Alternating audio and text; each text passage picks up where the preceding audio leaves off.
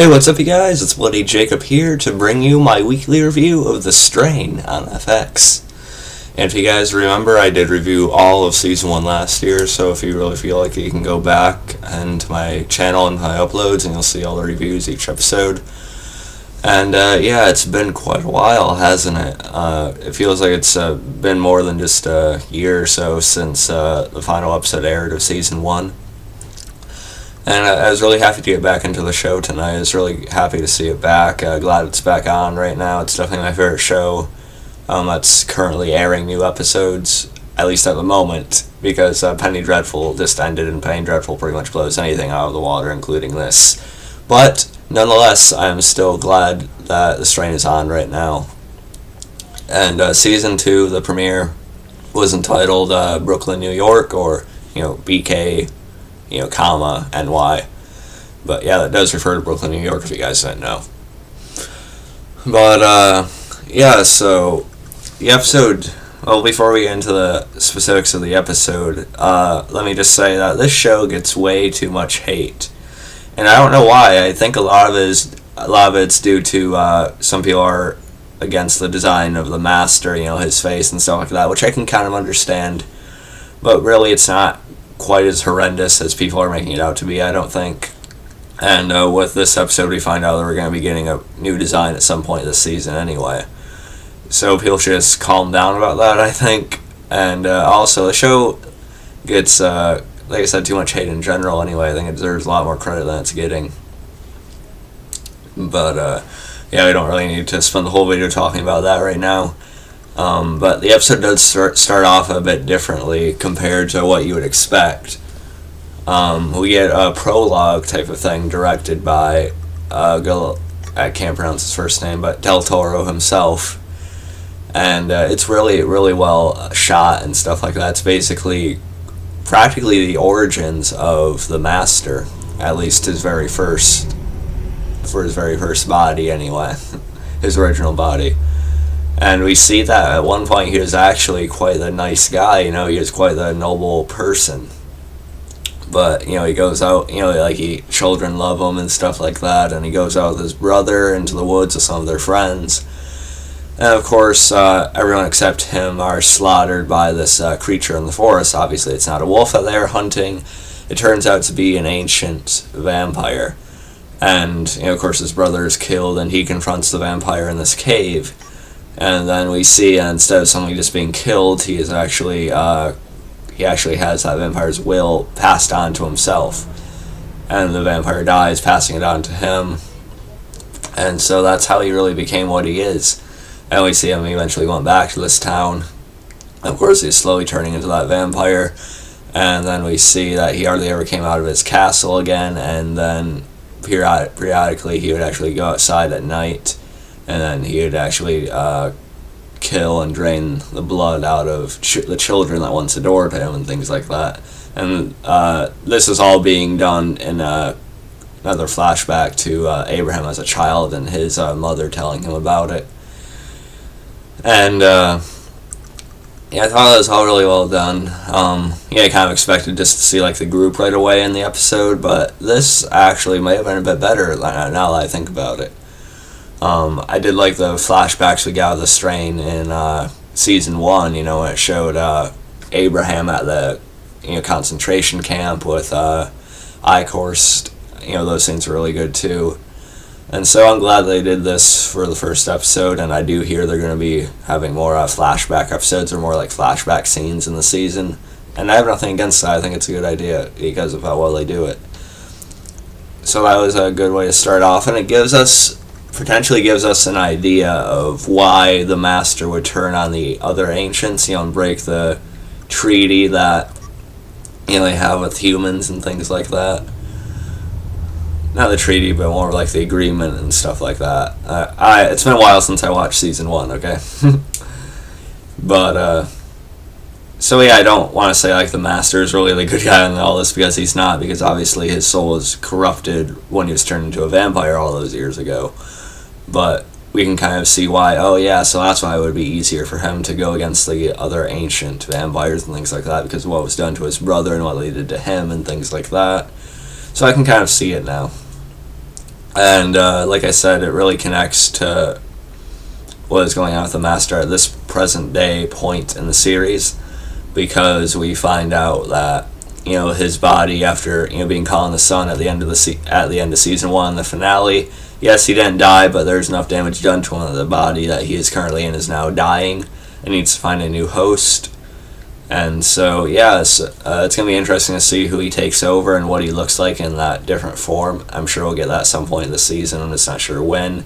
Hopefully it's within the first few episodes, I'd think, but they could easily just push it back to the later part of the season, too. But, yeah, we'll see. So that was one of the better parts of the episode, but my favorite part of the episode actually had to do with Abraham, because after it showed the flashback of, the prologue and stuff, we see Abraham going down the street, and he actually goes back to where the Master had supposedly escaped. And then he actually is confronted by Mr. Quinlan and his men, the vampire SWAT team, of course. And I didn't really expect that. I do remember seeing them together briefly in the trailer, but I didn't think it'd be so soon. So that was a pretty good way to jumpstart the episode, I thought, as well. Because those characters only had appearances here and there towards the later part of season 1, so it's kind of good to see them right off the bat. And of course, Abraham and Gus see each other again, so it's kind of funny because they both recognize each other as kind of lesser than what they are and things like that. You're the immature whatever that stole my clock, and he says I brought it back, and it's just kind of funny that they ran into each other again like that. We knew they would, but still kind of entertaining. And Abraham, and it looks like Gus hadn't seen what Mr. Quinlan, or whatever his name is, shows him here either. But Abraham is brought forth to the ancients, and then he's basically told about that there's more to this than just simply killing the Master. There's this whole arrangement story behind it and such, and the feud and the rivalry between the ancients and the Master and things like that. And basically, they force Abraham to agree that when he does figure out where the Master is located, he wants Abraham to contact them first before doing anything else, pretty much. And will he do that? That's kind of a debatable thing, because yes, Abraham is a very intelligent person, probably one of the most intelligent characters on the show. But we see his impulse, we see how much he just wants to get a hold of the Master himself, like the way he was at the end, towards the end of season 1, when they were in the tunnels, and how he almost ran after the Master right off, what would have been a suicide moment. So it might be a little bit hard for Abraham to control himself when he does find the Master again, which will be at some point, one way or another, right? But I think he'll do it eventually anyway. Although I was kind of wondering a little bit as to why he didn't tell the rest of the group when he got back. But then again, if he told F and stuff like that, they probably at first wouldn't believe him, and then they'd probably just not want to work with him whatsoever. So I kind of get why he kind of left that out when he arrived back at Fett's apartment or loft, whatever it is. But yeah, that's where they're staying at now as well. And we see that F has gone back to drinking after, he had held back when he's still trying to get rights to his kid and, work things out with his wife, but now he's gone back to that after what's happened after what he's seen his ex-wife had become. And so we just see a very, not very different, but a somewhat different version of Ephraim here. He's a little bit more of a douche. We'll say that. But also he's a little bit more of a I don't give a shit, and a little bit more of an I don't give a shit type of mindset, you know what I mean? But, we see that him and Nora still have their relationship going, at least I think. And then, Dutch is, helping Fett to fortify the building. And Fett's plan, Kevin Durant, of course, is to, start with his place, then start with the next block, and the next block after that. Sort of start protecting the buildings they do have and things like that. It's a decent idea, but it seems like that'd take quite a lot of time. And we do see some... keep in mind, I'm not going to remember everything about this episode. It's just because I was really tired when I was watching this, but I still wanted to watch it, when it actually premiered. So things are going to slip my mind just like they do with every review, so if you want to leave a comment below, let me know, and then we'll talk about things a little more that I didn't talk about too much or that I didn't mention at all. But yeah, still more to talk about with this video though, so stay still. That doesn't make sense. Anyway, sort of. I don't know. This is weird. Anyway, so the rest of the episode was also pretty good for the most part. Although the one part of the episode I wasn't too fond of was the whole Eichhorst and Palmer scene. All the Eichhorst and Palmer scenes, I should say. Not that they're poorly acted or anything, because I love Eichhorst. I'm glad he's still around in season 2. Because he feels like almost as big of a villain as the Master at this point, with his history with Abraham and things like that.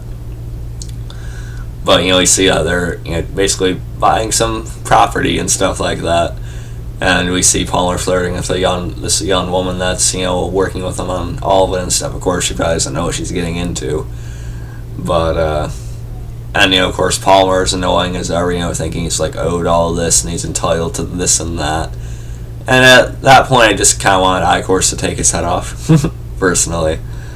But I don't really think they need him nearly as much as he thinks they do. So that should probably come into play at some point, I'm guessing. But yeah, so that was probably one of the lesser parts of the episode, though. And Abraham talks about, he has this storage, unit of supplies and weapons that they can use. And when they go back there, he doesn't remember. He doesn't remember the number. He remembers it by physical sight, So they go around there and they pull up this one door, and it's this couple hiding out. They find them, and F sort of questions whether they should take any more people in like that. And then they do find the storage unit that Abraham was talking about, except it seems to be a trap with the vampires, and they do this really well. The lights go out, and then we see these vampires coming down all the hallways and stuff like that. It's really, really cool shots. And of course, if this is a real scenario with that small of a space, with those halls and stuff, I don't think the characters really will survive. At least one or two of them should have died right then and there. But, at this point, we're supposed to believe that, F, Nora, Abraham obviously are, we know Abraham is, but at this point, we're supposed to believe that, F and Nora are, almost, really good warriors or hunters, I guess. But I don't think they should be quite as good as they're showing in this scene. I think they should be a little more clumsy about it, but I don't know. But we know they weren't going to die right there. But the two people they were trying to rescue do get infected, and at first F is just gonna, F and Fed are just gonna put them down. But F then realizes that they need them because they have this idea. They're him and Nora are debating on whether they can look into a vaccine of some sort, a cure. But then they realize they need to fight the infected with an infection. The infection with an infection. And that basically that they send in something that will basically poison what is turning them and things like that. And so they're basically going to use these people, this nice older couple. They're basically just going to use as guinea pigs, I guess. And so they're probably going to keep them around for the next few episodes and just sort of study them and look into the process as it's happening and such, so they can experiment with different things on them, I guess, because they're already gone. I know they're goners already, but it still seems kind of funny they just do that. But so we'll see how that goes.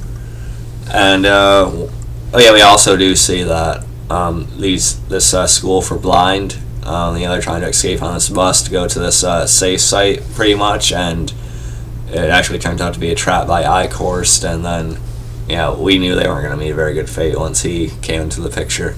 But we see that a little bit later, too, and we see that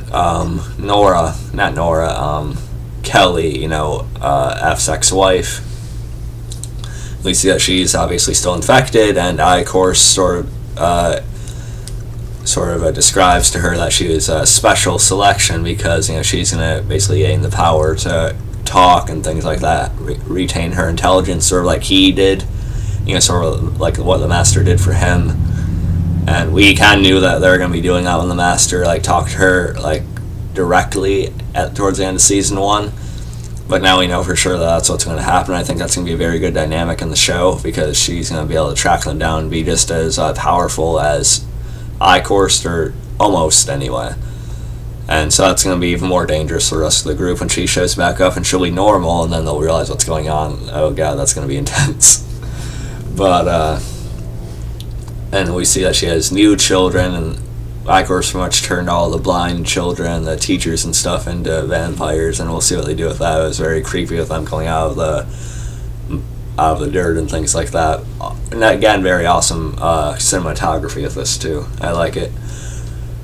But yeah, so there's other stuff going on in this episode too. We got some good action, with storage units and stuff like that. And obviously there's things I probably missed that I forgot to mention or didn't elaborate too much on, so if there is, feel free to leave a comment below, let me know. Jeremy Johns. I kind of took his line there, but yeah, as I always do say, feel free to leave a comment below. Would love to discuss it with you guys. And yeah, so I hope you enjoyed this review. Again, it's very good to have the show back. I did enjoy the premiere quite a bit. I will be reviewing all of Season 2, or I at least plan on it at this point. Did it fill the Penny Dreadful void? No. But, nothing as good as Penny Dreadful right now.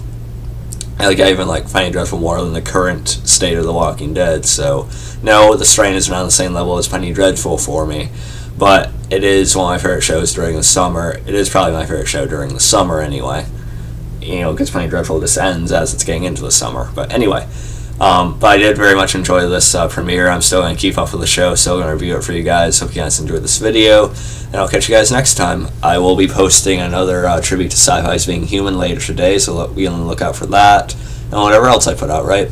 So yeah, catch you guys next time, and peace.